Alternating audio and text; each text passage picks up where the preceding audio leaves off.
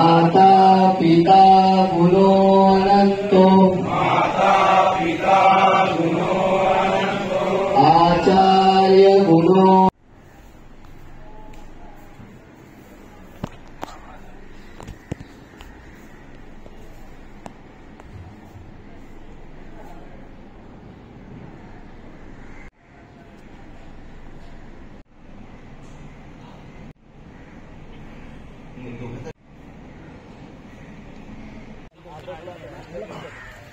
कल पेमेंट नहीं दिली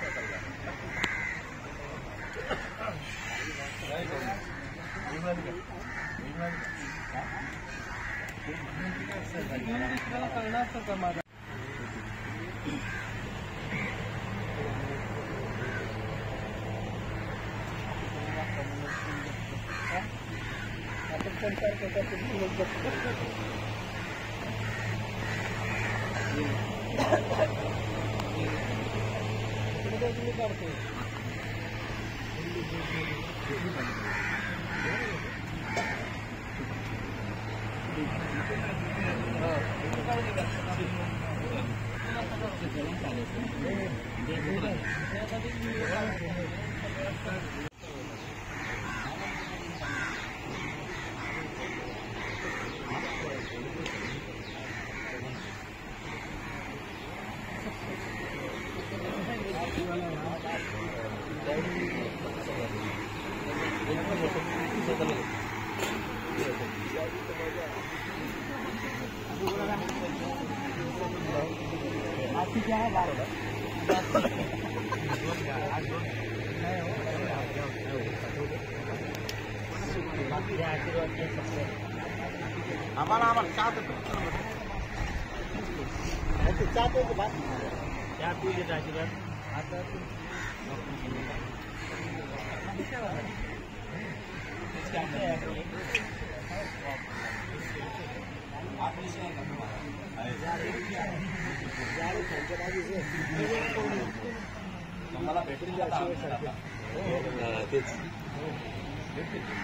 आवाज देत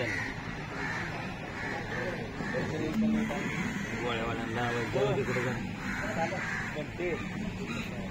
गणपतीची गोळ्यावाले पण पलीकडे बघा तुमच्या पगारे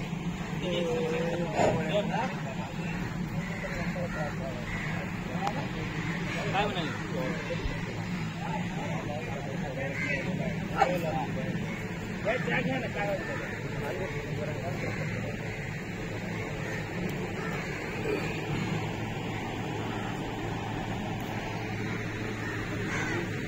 जयभीम करते जयभीम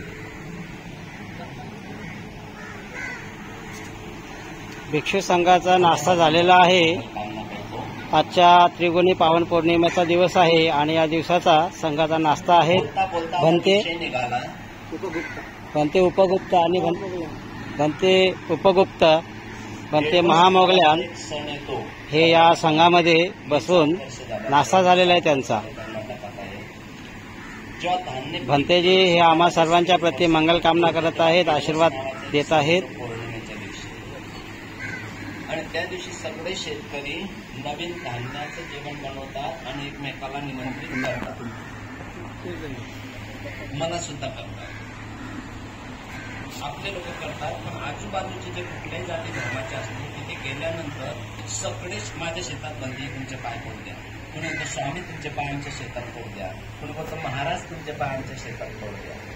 पंतजी सुद्धा त्यांना म्हणता येत नाही सुखी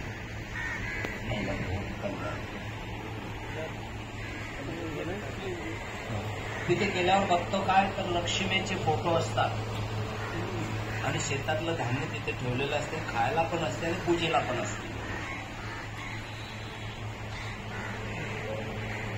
मग माझा प्रश्न निर्माण होतो की तुमच्याकडे जे जमिनी आहे,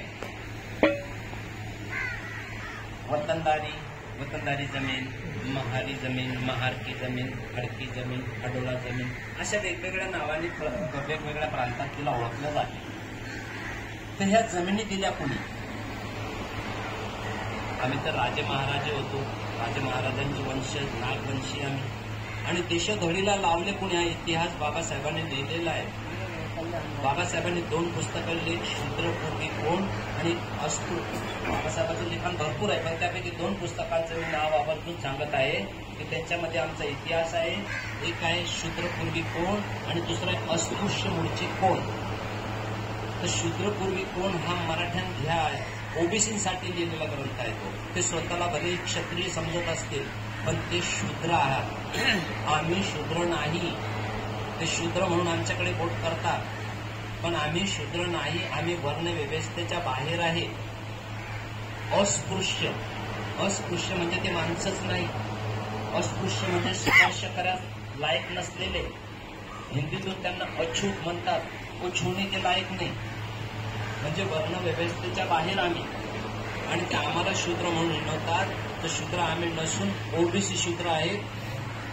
ते भरपूर पुरावे देता येते. तुकाराम महाराजांना शूद्र म्हणून हिणवलं, त्यांच्या लेखनावर बंदी घातली.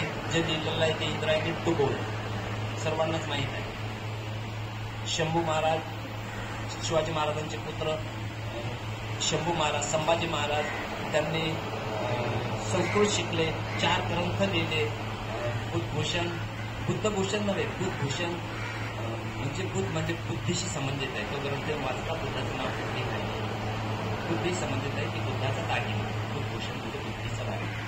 बुद्धभूषण, 7 शतक, नक्षक, नायका भेद असे 4 ग्रंथ संस्कृतमध्ये लिहिले. संस्कृत शिकले, संस्कृत पंडित होते संभाजी राजा. तर त्यांना मनुस्मृतीच्या नियमाप्रमाणे त्यांना शिक्षा दिली गेली की शूद्रानं वाचन केलं, बोलला, मंत्र उच्चारण केलं तर त्याची जीभ कापा. पाहिलं असेल तर